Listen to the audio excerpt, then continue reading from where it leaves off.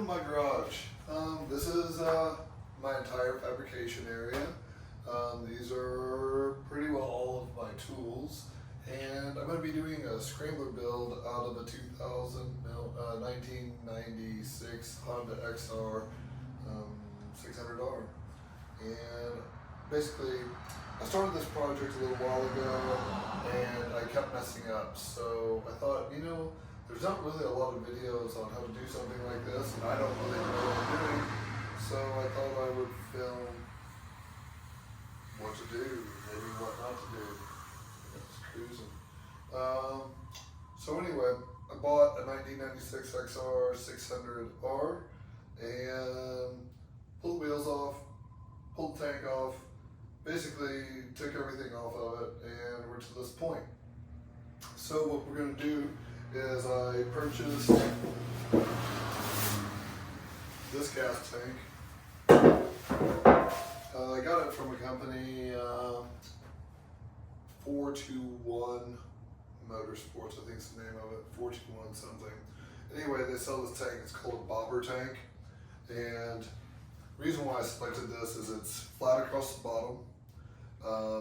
It's got a deep, I'm going to call this a trough, through the center here to deal with this bigger backbone of the frame. And the mounting is underneath the seat, so this doesn't fit obviously yet, but it will. And that's going to go down over the frame, and this will be underneath the seat. So, you know, you can get online and you can look for tanks, and they're everywhere. I think this was about $80, $85 shipped, so it's really cheap. Looks pretty decent. But it's challenging to know the type of frame, or the type of tank to get, because man, they're all over the place. Some of them I was looking at were like 1.5 gallons meant for a 125. Other ones were gigantic 750 tanks, and I really struggled to find the right tank.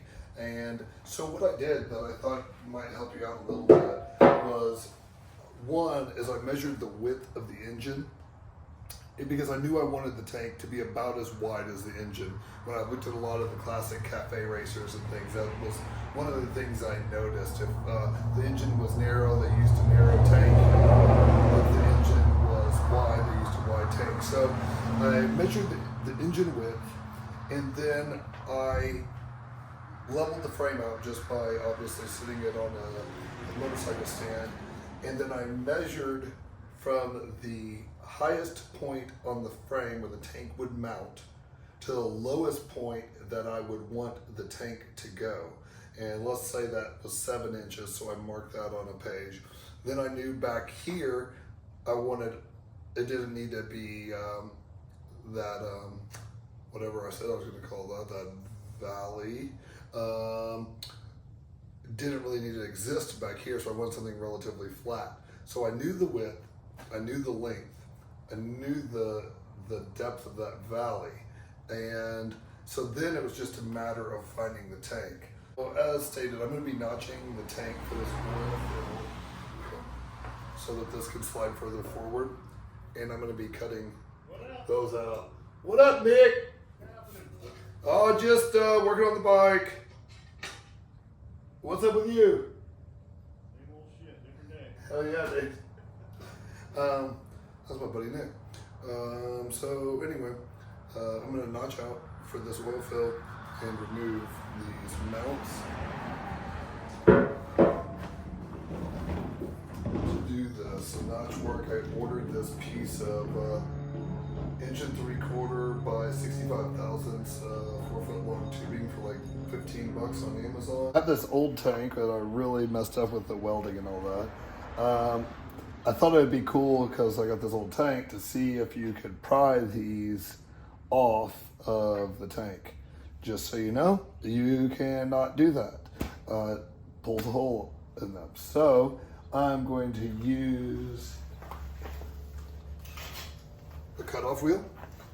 There, you get these at like Lowe's, or, well, I guess pretty well anywhere. And put that in there, and in theory, I'm gonna come in here like this and cut that off. I was wanting the inside to look a little bit better than that, but you know, one of the main things to remember is work within your limitations.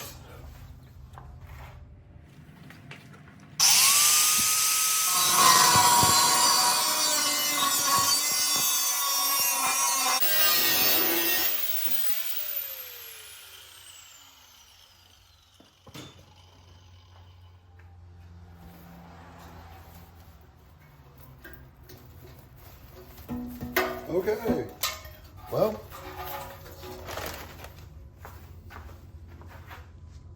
See, that was proof that I'm not a professional. Well, let's see if this will go over the frame. Perfect.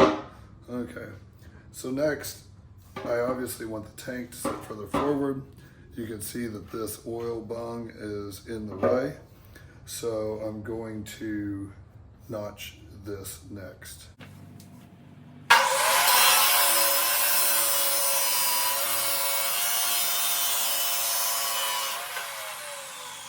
So I get asked all the time, Grant, how do you keep such a beautiful shot? Some people they use brooms, not me, I use water.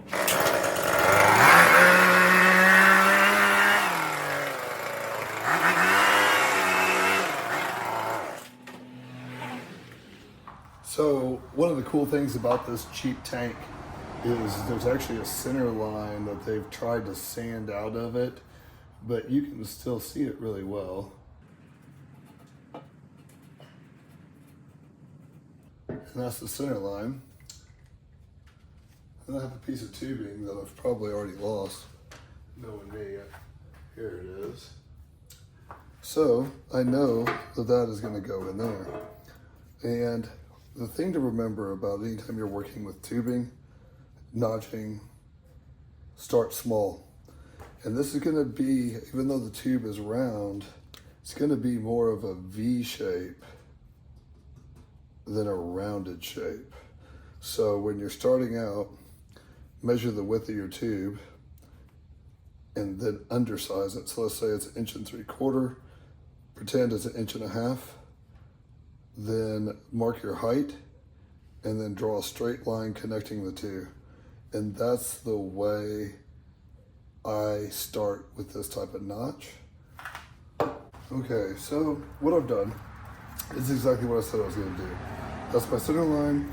The tube measures 1 3/4. I measured 1.5 inches and made marks. I also marked 1 3/4 as my probable filing line.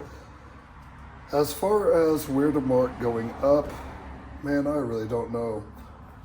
I'm just guessing at this, but I lay the tank flat because that's how I want to sit on the bike essentially. And then I held this vertical and I eyeballed it. There you go. That's what we're gonna do. Now what we're gonna do is, like I said, a mostly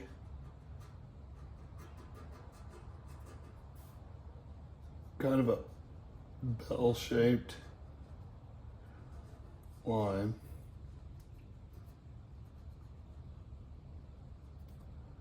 Just a little bit of curvature at the top, and you'll have to follow this out. That gets it pretty close. Probably bring this over just a little bit more. Like that. One thing to note is try to minimize the amount of stuff that gets in this tank. So what I am going to do is I am going to turn this over. I'm going to mark, I'm going to lay this on those lines like this. And I'm going to mark how far back this should go. I'm going to cut a series of notches with the grinder in here like this. Coming right up to that edge or pretty close to it. And then I'm going to try to grind those out of there.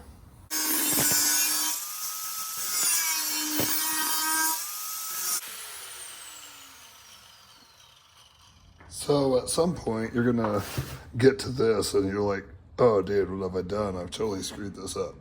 But not to worry, you're just going to rough this in, get it kind of close, and then you're going to use a hand file to fix it. So I'm getting it close with the grinder, and now this is kind of what I'm looking at. It's getting really close, but I want that tube to be halfway in, and it's not. So you can also see that it is tilted backwards. So that means I need to notch this lower part more. That means that this really just needs to be widened up. Getting a little closer. The tube is in halfway there, but you can see I've got this gap at the top. And I'm going to use a hand file from this point and shape this and clean it up. You don't want it to fit too perfect with the hand grinder, because then when it's time to clean it up, you're gonna file too much. So I'm just using this little 1/4 round file. I don't know what it's called, but it works.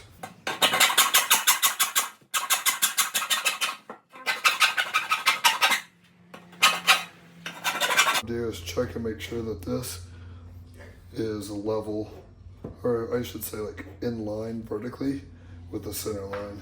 And I'm not sure how I'm going to check that, but what I'm thinking is a straight edge on the edge of this, and then just line it up like I would a gun sight or something along those lines, and see how it looks. All right, so I think that's about it. We got it. Looks good. Fits pretty close. Definitely close enough for MIG welding. If you were a TIG welder, you probably would not be watching this video anyway.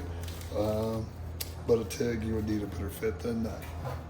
Now I'm going to try to get most of this debris out of the tank by shaking it vigorously.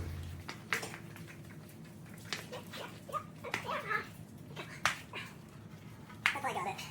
All right, so next video, I am going to sand this. I'm going to degrease this.